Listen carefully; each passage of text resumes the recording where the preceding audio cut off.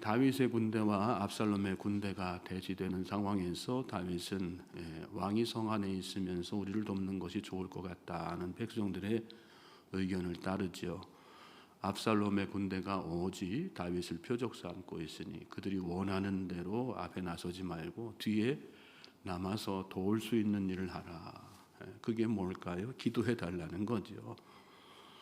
백성들을 이스라엘 군대를 자기의 군대를 전장에 내보내놓고 뒤에 남아 있는 다윗이 얼마나 간절하게 기도했겠어요. 성경에는 다윗이 기도했다는 구체적인 기록은 나와 있지 않습니다. 그렇지만 우리가 얼마든지 추측할 수 있는 거 아니겠습니까? 다윗이 지금 왕궁에 있는 것도 아니란 말이죠. 블레셋과 전쟁할 때처럼 영적으로 안일한 상태에 있는 것도 아니었습니다. 20배나 되는 엄청난 반란군의 병력들이 코앞에 있는 상황, 그런 상황에서 다윗이 한가로이 뜰을 거둘 수 있었겠어요? 평안히 잠을 잘 수 있었겠어요? 목숨 걸고 죽으면 죽으리라는 그런 마음으로 하나님 앞에 매달리지 않았겠습니까?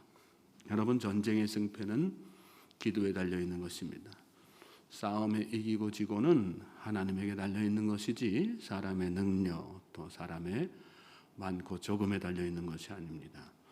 출애굽 때 아말렉과 이스라엘 군대가 맞붙었을 때 무엇으로 이겼어요? 여호수아의 용맹함으로 이겼습니까? 아니면 훈련된 군사들이어서 이겼어요? 모세의 손이 올라가면 이기고 내려오면 밀리고, 그걸 반복하다가 아론과 홀이 양옆에 서가지고 피곤한 모세의 손이 내려오지 않게 하니까 마침내 승리했다. 이게 성경의 기록 아니겠습니까? 저는 여러분이 어떤 상황에 처했든 기도의 손이 내려오지 않게 되기를 주님의 이름으로 축복합니다. 기도하면 하나님이 함께 하시는 거란 말씀이에요. 우리의 문제는 뭐예요? 그런 얘기를 골백 번 들어도 확신하지 못한다는 거예요. 그래서 하나님이 오늘 본문 말씀 통해서 다시금 우리를 그걸 깨닫게 하시는 거예요. 6절부터 8절 말씀 보시겠습니다. 같이 읽겠어요. 시작. 이에 백성이 이스라엘을 치러 들러나가서 에브라임 수풀에서 싸우더니 거기서 이스라엘 백성이 다윗의 부하들에게 패하매 그날 그곳에서 전사자가 많아 2만 명이 이르렀고 그 땅에서 사면으로 퍼져 싸웠으므로 그날에 수풀에서 죽은 자가 칼에 죽은 자보다 많았더라. 기도의 효과가 나타나죠. 하나님께서 함께 하시는 증거가 오늘 본문에서 보이게 됩니다. 백성들이 이스라엘 반란군을 치기 위해서 들러 나갔어요. 에브라임 수풀에서 이렇게 맞붙게 되었는데 결과적으로 이스라엘 반란군이 다윗의 부하들에게 대패합니다. 7절 끝에 보면 그날 그곳에서 2만 명의 반란군이 전사했다. 다윗의 전체 병력보다 몇 배가 되는 반란군의 병력이 이 한순간에 전멸한 것입니다. 주목해 볼 것은 8절에 수풀에서 죽은 자가 칼에 죽은 자보다 많았더라. 칼 맞아 죽은 사람보다 수풀 속에서 죽은 사람이 더 많았다는 것입니다. 근데 여기서 우리가 한 가지 생각해 보아야 할 것이 뭐냐면 이 수풀이 어떤 수풀이냐? 아마존 밀림 같은 그런 수풀이 아니에요. 중동의 수풀이란 우리나라에 이런 삼림만도 못해요. 밀림처럼 그 속에 치명적인 동물들이 곳곳에 도사리고 있는 것도 아니고 은폐가 용인해서 게릴라전에 아주 뛰어난 지형도 아닙니다. 어떤 사람들은 이 장면을 두고 다윗의 군대가 매복을 잘해서 수풀을 잘 이용해서 게릴라전을 잘 펼쳤기 때문에 대승할 수 있었다, 그렇게 해석하는 사람들도 있어요. 지극히 인본주의적이고 잘못된 해석이죠. 한 가지로밖에는 설명할 수 없어요. 누가 하셨다는 거예요? 하나님께서 하셨다는 거예요. 하나님께서 이 수풀 가운데에서 반란군을 치셔서 다 이렇게 전멸하게 만드셨다. 저는 저와 여러분이 이 하나님의 놀라우신 능력을 오늘도 마음 가운데 확신하면서 아실 수 있게 되기를 주님의 이름으로 소망하고 축복합니다.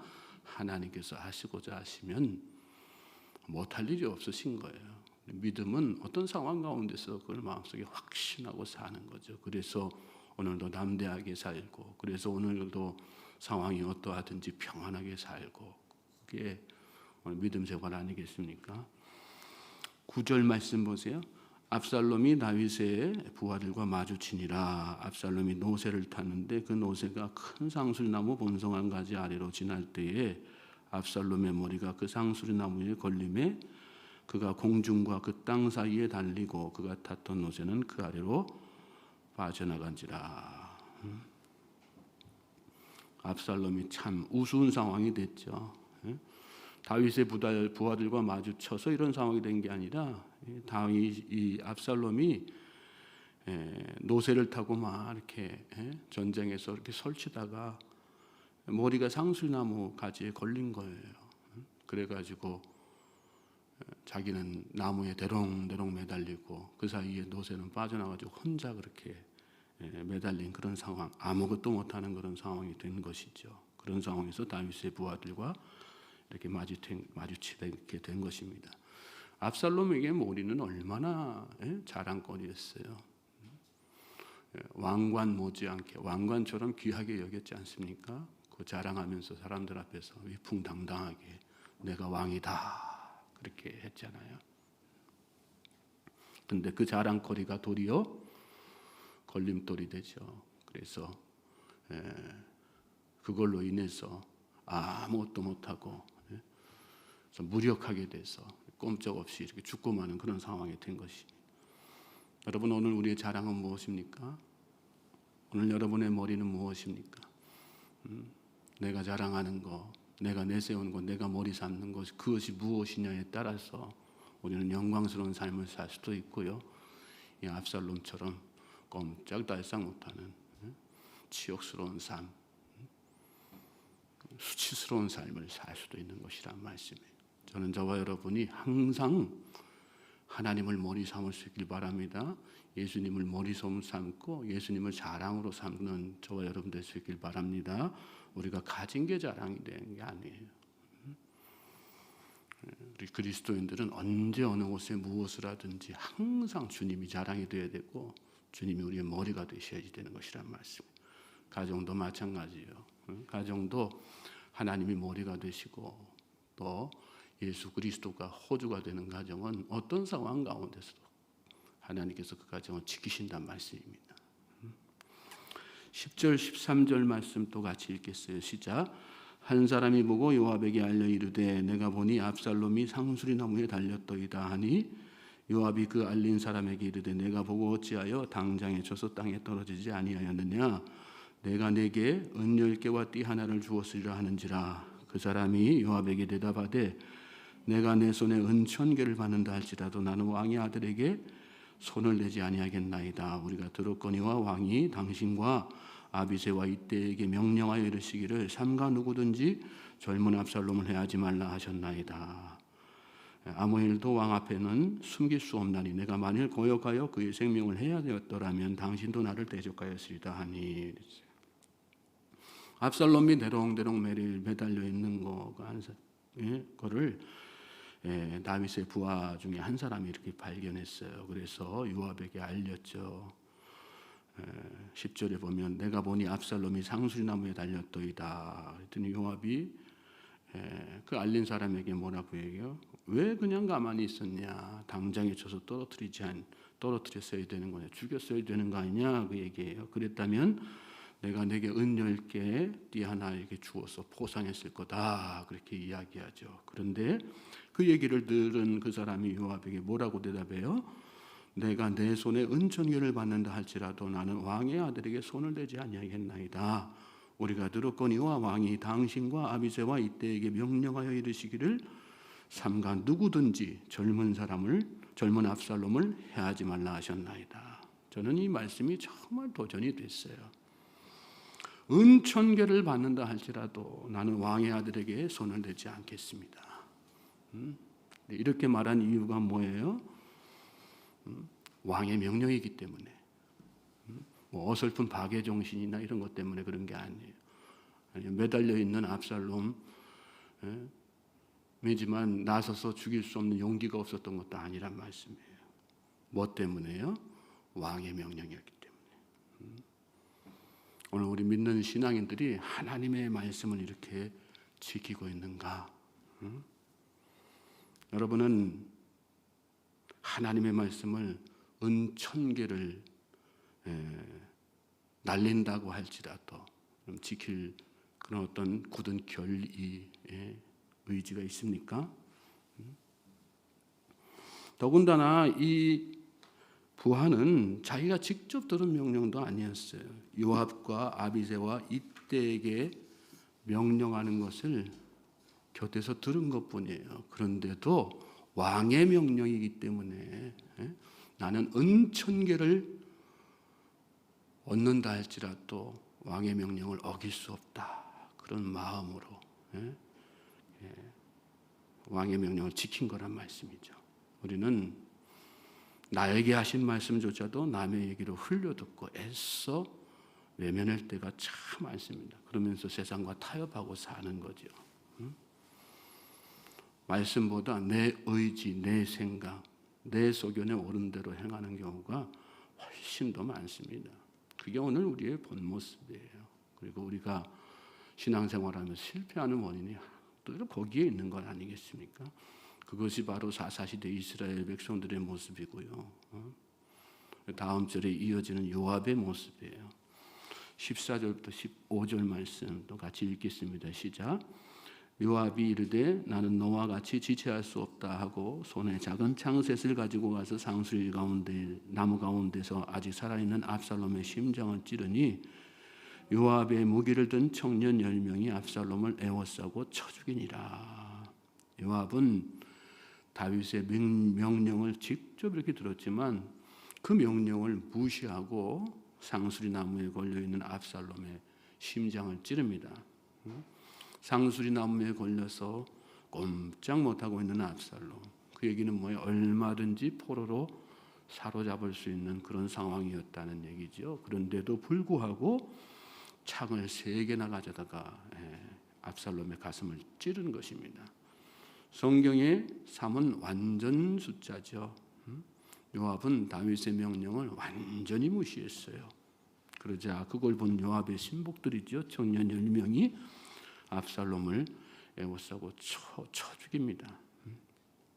요압은 자기 딴에는 그게 옳다고 생각했을 수 있어요. 혹시나 살려두었다가 두고 이 압살롬이 반란의 불씨가 될 수가 있으니까 또 살려가지고 가면 인정 많은 다윗이 자기 아들이니까 이렇게 또 살려둘 수 있는 그런 상황이니까 그런 것들을 다 계산했겠죠. 그래서 차라리 지금 내가 이 자리에서 내 손으로 죽여 없애는 게 나라의 안정을 위해서 더 나을 것이다. 그렇게 판단했을 것입니다. 그러나 그건 어디까지나 누구 생각이에요? 자기 생각이에요. 자기 생각. 신앙인은 어디까지든 말씀에 순종해야지 돼요. 믿습니까? 요압은 결국 이 일이 결정적 사건이 되어가지고 솔로몬 때 가가지고 제거 대상 1순위가 되어 처형당하고 맙니다. 다윗이 죽기 전에 솔로몬 붙잡고 유언하는데 요압은 반드시 없애야지 된다. 그렇게 유언을 해요. 여러분, 하나님의 말씀은 지금 나에게는 힘들고 어려운 것 같지만 결국은 그 말씀을 지킬 때 하나님께서 내 인생을 축복하신다는 거, 하나님의 말씀을 어기고 세상과 타협하는 거, 내 의지대로 사는 거, 지금은 옳은 것 같고 그게 현명한 것 같지만 결국은 그 일로 인해서 내 인생이 불행해질 수밖에 없다고 하는 사실을 잘 깨닫고, 그러므로 말미암아 오늘 이 하루 또 어디까지든 하나님의 명령을 지켜나가는 우리 모든 주의 백성들 되시길 바랍니다. 16절부터 18절 말씀 또 같이 읽겠어요. 시작. 요압이 나팔을 불어 백성들에게 그치게 하니 그들이 이스라엘을 추격하지 아니하고 돌아오니라. 그들이 압살롬을 옮겨다가 숲을 가운데 큰 구멍에 그를 던지고 그 위에 매우 큰 돌무더기를 쌓으니라. 온 이스라엘 무리가 각기 장막으로 도망하니라.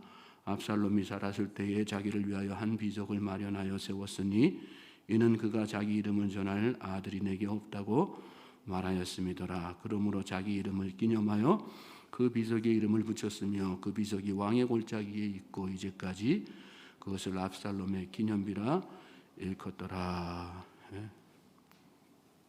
압살롬의 마지막 비참한 최후를 갖다가 여기 말씀에 기록한 것이죠. 이 말씀 보면 압살롬은 숲을 가운데 구멍에 내던져져요. 그리고 큰 돌무더기로 이렇게 쌓이게 되죠. 그 위에.